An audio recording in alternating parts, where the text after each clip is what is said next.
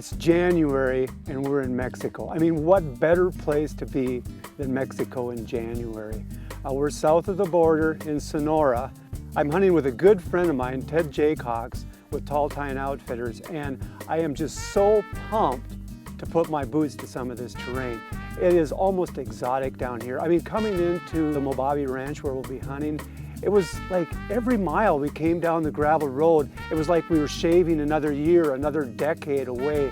I'm stepping back in time to when, basically things were a lot more simple. I think people come to Mexico just for a change. Just the lure of Mexico, the culture, the food, the people. I've been coming down here since 2002, and it's a real simple process, very safe. We're in an area in the mountains, secluded away from any of the troubled areas that people perceive Mexico to have. It's a really interesting place to come and do a hunt. I think there's a lot of undue concern about traveling to Mexico. You read about it in the papers, the crime.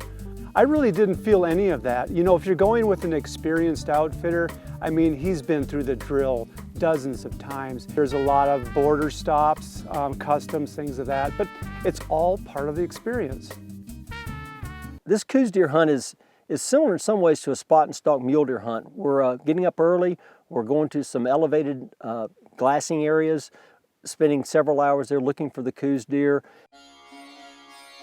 This is my second Coues deer hunt, so I kind of knew what to expect. I knew it was going to be spot and stalk hunting on steroids. In a way, it's almost intimidating hunting Coues deer.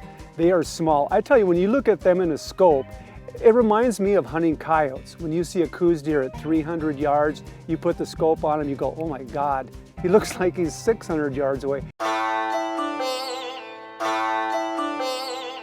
He was right on the top of the hill, bedded down.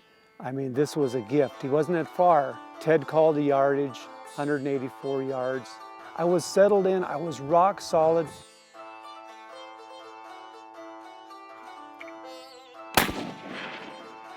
And I missed the shot.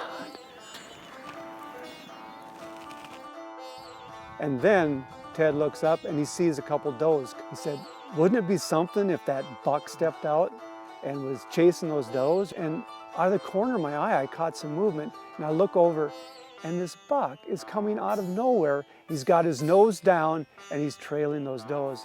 Yeah, that's him, that's our buck.